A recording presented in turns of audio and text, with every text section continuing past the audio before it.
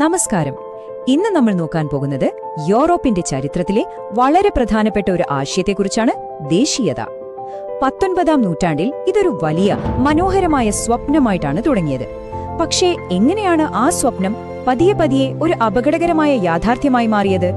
നമുക്ക് ആ കഥയിലേക്ക് കടക്കാം. നമ്മുടെ യാത്ര തുടങ്ങുന്നത് 1848-ലെ ഈ ഒരു ചിത്രത്തിൽ നിന്നാണ്. ഫ്രെഡറിക് സോറിയു എന്ന ഫ്രഞ്ച് കലാകാരന്റെ ഒരു സ്വപ്നമാണിത്.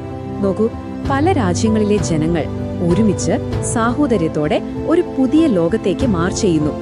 ഇതായിരുന്നു ദേശീയതയുടെ ആദ്യത്തെ ശുഭപ്രതീക്ഷ. ഇതൊരു വിപ്ലവകരമായ ചിന്തയായിരുന്നു. കാരണം എന്താണെന്ന് വെച്ചാൽ, അന്നത്തെ യൂറോപ്പ് ഇങ്ങനെയായിരുന്നില്ല. വലിയ വലിയ സാമ്രാജ്യങ്ങൾ രാജാക്കന്മാരെ ഭരിക്കുന്നു. അവിടുത്തെ ജനങ്ങൾക്ക് പല ഭാഷകൾ, പല സംസ്കാരങ്ങൾ. അവർക്ക് നമ്മൾ ഒന്ന് എന്നൊരു തോന്നലില്ല. രാജ്യത്തിന്റെ ഭരണത്തിലാണെങ്കിൽ ഒരു പങ്കുമില്ല. അതിൽ നിന്നൊക്കെ മാറി പൗരന്മാർക്ക് അധികാരം കിട്ടുന്ന, ഒരേ ഭാഷയും ചരിത്രവുമുള്ള ഒരു രാഷ്ട്രം എന്നതായിരുന്നു ആ പുതിയ സ്വപ്നം.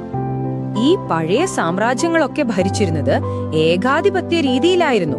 അതായത് രാജാവിന് തോന്നുന്നതാണ് നിയമം. ഒരു നിയന്ത്രണവുമില്ലാത്ത അധികാരം. ജനങ്ങളുടെ അവകാശങ്ങളെക്കുറിച്ചോ സ്വാതന്ത്ര്യത്തെക്കുറിച്ചോ അവിടെ ചോദ്യമില്ല. ഈ ഒരു വ്യവസ്ഥയാണ് ദേശീയത എന്ന ആശയം കടപുഴക്കാൻ ശ്രമിച്ചത്. അപ്പോ എങ്ങനെയാണ് സഹോദര്യത്തെക്കുറിച്ചുള്ള ഈ നല്ല സ്വപ്നം മാറിമറിഞ്ഞ് സംഘർഷങ്ങളിലേക്ക് എത്തിയത്? നമുക്ക് ആ യാത്രയുടെ ഓരോ ഘട്ടങ്ങളായിട്ടൊന്ന് പരിശോധിക്കാം. ഇനി നമ്മൾ പോകുന്നത് ഈ വലിയ മാറ്റത്തിന് തിരികൊളുത്തിയ സംഭവത്തിലേക്കാണ്. അതെ, ഫ്രഞ്ച് വിപ്ലവം. രാഷ്ട്രമെന്ന ആശയത്തിന് ഒരു രൂപവും ഭാവവും കൊടുത്തത് ഈ വിപ്ലവമായിരുന്നു. 1789-ലെ ഫ്രഞ്ച് വിപ്ലവം ഒരു തുടക്കമായിരുന്നു. അതുവരെ രാജാവിന്റെ പ്രജകളായിരുന്നവർ ആദ്യമായൊരു രാജ്യത്തെ പൗരന്മാരായി മാറി. അധികാരം രാജാവിനല്ല, ജനങ്ങൾ കാണുന്ന ആശയം ഫ്രാൻസിൽ നിന്ന് കാട്ടുതീ പോലെ യൂറോപ്പിലേക്ക് പടർന്നു. ആ വിപ്ലവം മുന്നോട്ട് വെച്ച ആശയങ്ങൾ നോക്കൂ. വളരെ ലളിതമാണ്, പക്ഷെ അത്രയേറെ ശക്തവുമാണ്. അധികാരം ജനങ്ങളിലാണ്.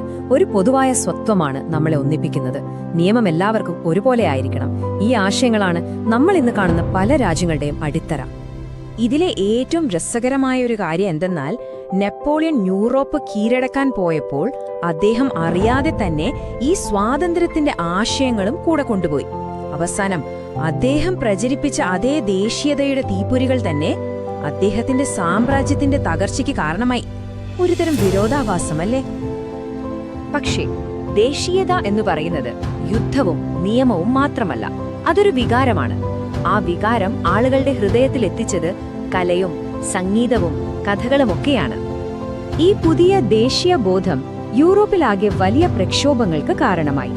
1821-ൽ ഗ്രീക്കുകാർ സ്വാതന്ത്ര്യ സമരം തുടങ്ങി.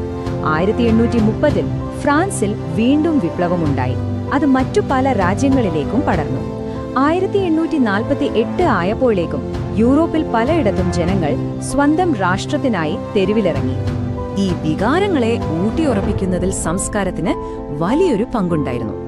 റൊമാന്റിസിസം എന്നൊരു സാംസ്കാരിക മുന്നേറ്റം ഈ കാലഘട്ടത്തിൽ ശക്തമായി. അവർ നാടൻ പാട്ടുകളിലൂടെയും പഴങ്കഥകളിലൂടെയും ഭാഷയിലൂടെയുമൊക്കെ ഒരു പൊതുവായ പൈതൃകം കണ്ടെത്താൻ ശ്രമിച്ചു. നമ്മളെല്ലാവരും ഒന്നാണ് എന്ന തോന്നൽ ഉണ്ടാക്കിയെടുത്തു. ഇതിന്റെ ഏറ്റവും നല്ല ഉദാഹരണങ്ങളിൽ ഒന്നാണ് ഗ്രീക്ക് സ്വാതന്ത്ര്യ സമരം. അതൊരു യുദ്ധം മാത്രമായിരുന്നില്ല. യൂറോപ്പിലെ കവികളും കലാകാരന്മാരും അതിനെ ഏറ്റെടുത്തു. പ്രശസ്തനായ കവി ലോർഡ് ബൈറൺ ഗ്രീസിന്റെ സ്വാതന്ത്ര്യത്തിനു വേണ്ടി പോരാടാൻ തന്നെ പോയി. അതായത് ദേശീയത ഒരു ആദർശമായി മാറുകയായിരുന്നു. എന്നാൽ 1848-ലെ ഈ ജനകീയ വിപ്ലവങ്ങളെല്ലാം പരാജയപ്പെട്ടതോടെ കാര്യങ്ങൾ മാറിമറിഞ്ഞു. ദേശീയതയുടെ ആ ആദർശമുഖം പതിയെ മായാൻ തുടങ്ങി. അപ്പോൾ സ്വാഭാവികമായും ഒരു ചോദ്യം വന്നു. ജനകീയ വിപ്ലവങ്ങൾ പരാജയപ്പെട്ടെങ്കിൽ പിന്നെ ആരാണൊരു രാഷ്ട്രമുണ്ടാക്കുക? സൈന്യത്തിനതിന് കഴിയുമോ? ഇവിടെ വെച്ചാണ് കളി മാറുന്നത്. ജനങ്ങൾ തെരുവിൽ നിന്നുയർത്തിയ മുദ്രാവാക്യങ്ങൾക്ക് പകരം ഭരണാധികാരികൾ സൈനിക ശക്തി ഉപയോഗിച്ച് രാഷ്ട്രങ്ങൾ ഉണ്ടാക്കാൻ തുടങ്ങി.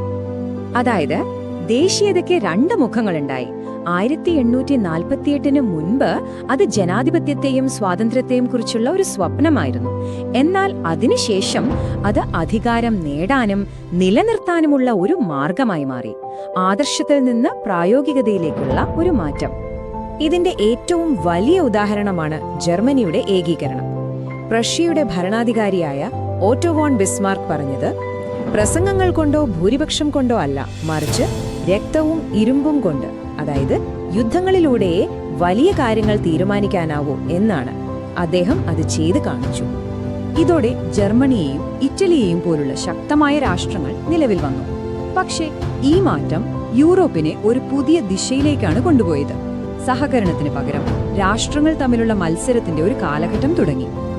19-ാം നൂറ്റാണ്ടിന്റെ അവസാനമായപ്പോഴേക്കും ഈ പുതിയ തരം ദേശീയത അതിന്റെ ഏറ്റവും അപകടകരമായ രൂപം കൈവരിച്ചു. അത് സാമ്രാജ്യത്വവുമായി കൈകോർത്തു. ഈ പുതിയ സംഘർഷങ്ങളുടെ എല്ലാം കേന്ദ്രമായി മാറിയത് ബാൽക്കൻ പ്രദേശമായിരുന്നു. ഒരുപാട് ഭാഷകളും സംസ്കാരങ്ങളുമുള്ള ഒരു പ്രദേശം.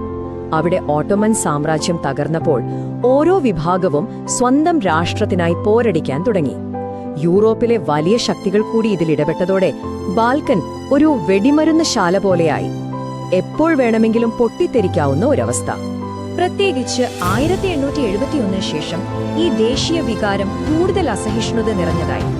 ഓരോ രാജ്യവും മറ്റുള്ളവരെ സംശയത്തോടെയും ശത്രുതയോടെയും കാണാൻ തുടങ്ങി.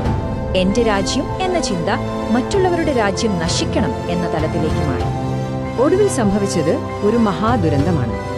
സാഹോദര്യത്തിനു വേണ്ടി തുടങ്ങിയ ദേശീയത സാമ്രാജ്യത്വവുമായി ചേർന്നപ്പോൾ അതിഭീകരമായ ഒന്നാം ലോക മഹായുദ്ധത്തിലേക്ക് യൂറോപ്പിനെ അല്ല, ലോകത്തെ തന്നെ തള്ളിവിട്ടു. അപ്പോൾ നമ്മൾ ഇന്ന് കണ്ടത് ദേശീയതയുടെ ആ വലിയ പരിവർത്തനത്തിന്റെ കഥയാണ്. ആളുകളെ ഒരുമിപ്പിക്കാനും സ്വാതന്ത്ര്യം നൽകാനും തുടങ്ങിയ ഒരു ആശയം എങ്ങനെയാണ് വിഭജനത്തിനും യുദ്ധത്തിനുമുള്ളൊരു കാരണമായി മാറിയതെന്ന കഥ. ഇത് നമ്മളെ ഇന്നത്തെ ലോകത്തെക്കുറിച്ച് ചിന്തിക്കാൻ പ്രേരിപ്പിക്കുന്ന ഒരു ചോദ്യം കൂടിയാണ്. ദേശീയത ശരിക്കും ഐക്യമുണ്ടാക്കുന്ന ഒന്നാണോ, അത് സംഘർഷമുണ്ടാക്കുന്ന ഒന്നാണോ? ഒരു പക്ഷേ അതിന്റെ രണ്ട് മുഖങ്ങളും ഇന്നും നമ്മുടെ ലോകത്ത് സജീവമായി നിലനിൽക്കുന്നുണ്ടാവാം, അല്ലേ?